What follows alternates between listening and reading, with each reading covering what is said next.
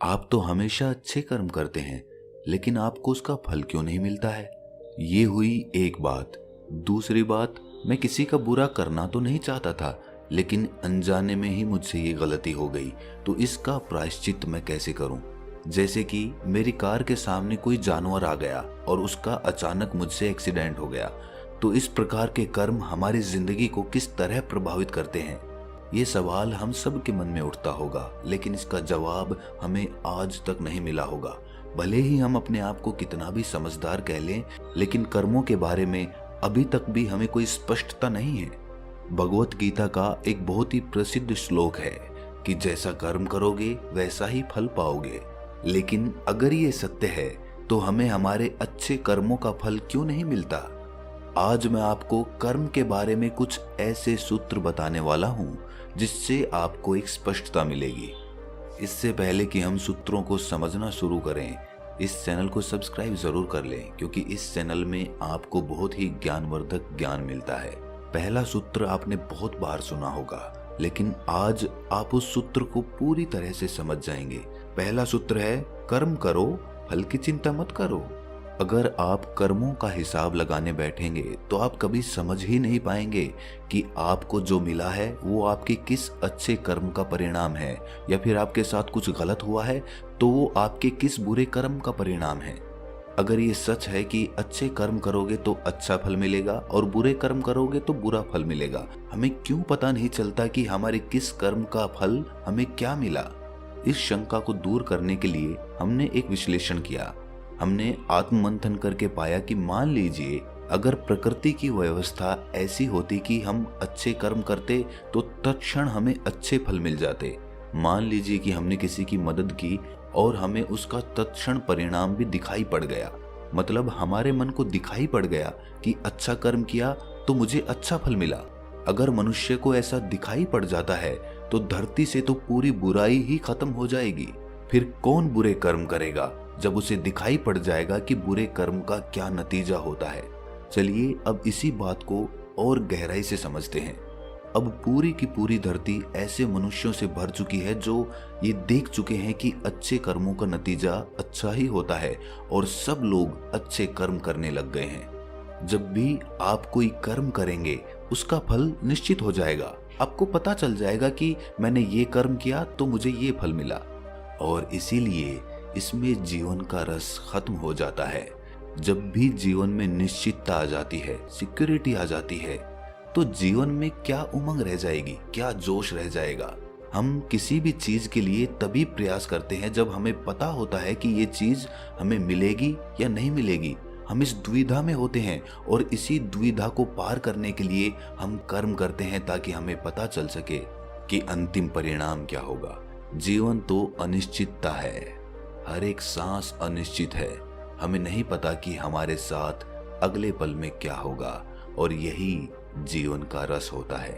परमात्मा ने अपनी उपस्थिति निश्चित करने के लिए कोई भी ऐसा नियम नहीं बनाया कि आप उससे ये जान सको कि परमात्मा मौजूद है या नहीं। उसे तो खुद खोजना पड़ता है।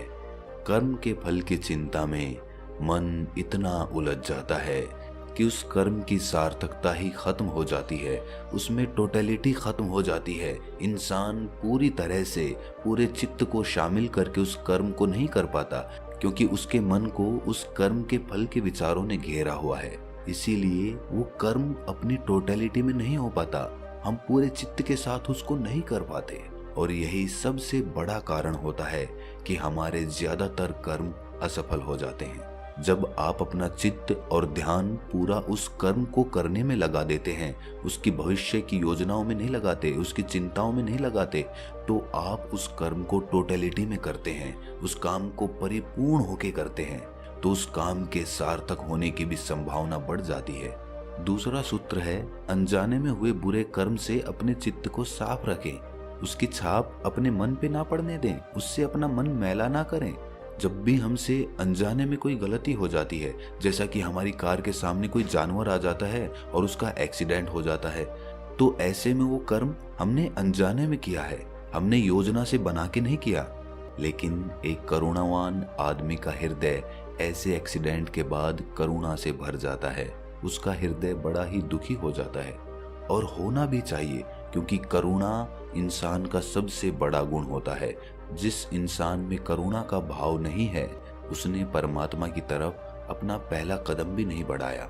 लेकिन ये तो अलग बात हो गई। हमारा मुद्दा है कि जब उस करुणावान आदमी के हृदय में उस जानवर के प्रति करुणा पैदा होती है, तो उसके हृदय को बड़ा दुख पहुंचता है, बड़ी ठेस पहुंचती है।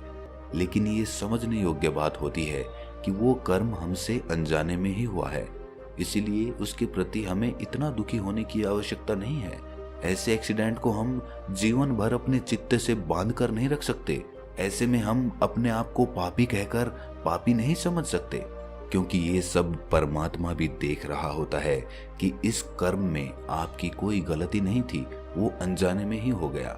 इसी तरह जब कोई आदमी गुस्से में दूसरे आदमी को चांटा मार देता है, तो क्या वो भी अनजाने में हुई गलती है? क्योंकि उसने तो अचानक गुस्से में आकर चांटा मारा है, उसकी कोई योजना थोड़ी ही थी चांटा मारने की। तो चांटा मारने का कर्म भी क्या अनजाने में हुआ है? और ऐसे कर्म का आपको क्या फल मिलेगा, कभी सोचा है आपने? तो इसका जवाब है कि ये कर्म हमसे अनजाने में नहीं हुआ, ये हमने जानबूझकर किया है, ये हमने आवेश में आकर किया है।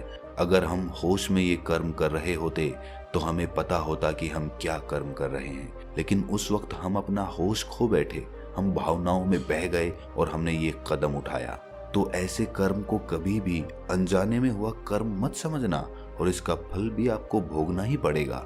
जिस आदमी के साथ भी आपकी हाथापाई हुई, आपने किसी को मारा, उसके प्रति उसके चित्त से आप जीवन भर के लिए दूर हो जाएंगे, या फिर आपकी उससे दुश्मनी हो जाएगी और भविष्य में आपको उसका परिणाम भोगना पड़ेगा। जो लोग जानबूझकर दूसरों को हानि पहुंचाते हैं, वो भले ही आज सुख से अपना जीवन जी रहे हों, लेकिन भविष्य में कभी ना कभी उन्हें अपने कर्मों का भोग पूरा करना ही होगा।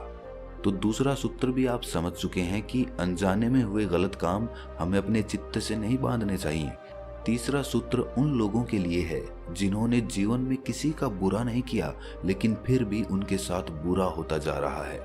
धार्मिक हिंदू ग्रंथों में लिखा हुआ है कि मनुष्य मरने के बाद दूसरा जन्म ले लेता है, और इस कर्म के जो कर्म होते हैं वो हमें अगले जन्म में भी भोगने पड़ते हैं। लेकिन एक बार किसी काम के लिए जब हम अपना कर्म भोग पूरा कर लेते हैं, तो हमारा वो बुरा कर्म हमेशा के लिए कट जाता है और हम आध्यात्मिक तौर पे आगे बढ़ जाते हैं। हिंदू ग्रंथों में कहा गया है कि मनुष्य को मुक्ति के लिए 10 लाख वर्षों तक जन्म लेते रहना पड़ेगा, और जब तक हमारे सारे कर्म कट नहीं जाते तब तक हमारे लिए कोई मुक्ति नहीं है। ये मैं नहीं कहता, ये धार्मिक हिंदू ग्रंथों का कहना है। ये सच है या नहीं, इस बात पर चर्चा करना बेवकूफ़ी होगी, लेकिन एक शिक्षा जो हम इन ग्रंथों से ले सकते हैं वो ये है कि अगर ऐसा है कि हमें अपने पिछले जन्मों के कर्म इस जन्म में भोगने पड़ रहे हैं, तो हम अपने चित्त को ये समझाकर शांत कर सकते हैं, ये दुविधा दूर कर सकते हैं कि हमारे साथ अच्छे कर्म करते हुए भी बुरा क्यों हो रहा है। अब हमें पता है कि हमें पिछले जन्मों के कर्म इस जन्म में भोगने पड़ रहे हैं, तो ये इस जन्म के कर्म नहीं है, ये पिछले जन्मों का है, और जो हम अभी कर रहे हैं उसका परिणाम हमें भविष्य में मिलेगा। तो इस विचार मात्र से आपको अपने तमाम दुखों से निजात मिल सकती है। आप अपने आप से शिकायत नहीं करेंगे कि आप अच्छे कर्म करते हैं तो भी आपको बुरा परिणाम क्यों मिलता है, क्योंकि अब आप कर्मों को पूरी तरह से समझ चुके हैं। आखिर में एक बात कहना चाहता हूँ कि जो भी कर्म करो उसे पूरे होश में करो, उसे पूरे जागरूक होकर करो, तभी वो काम सफल हो पाएगा। उस काम के सफल होने की संभावनाएं बढ़ जाएंगी। कर्मों के 3 सूत्र। पहला, जैसा कर्म करोगे वैसा फल पाओगे। दूसरा, अनजाने में हुए बुरे कर्म हमें अपने चित्त से नहीं बांधने हैं, उससे हमें दुखी नहीं होना है। और तीसरा, जिस हालात में हम आज हैं वो हमारे अतीत के कर्मों की वजह से है। तो दोस्तों, कैसा लगा ये वक्तव्य आपको? कमेंट सेक्शन में ज़रूर बताना, और आपको कर्मों के बारे में कोई भी सवाल हो तो कमेंट सेक्शन में ज़रूर पूछना। तो मिलते हैं अगली कहानी में, तब तक के लिए अपना ख्याल रखें।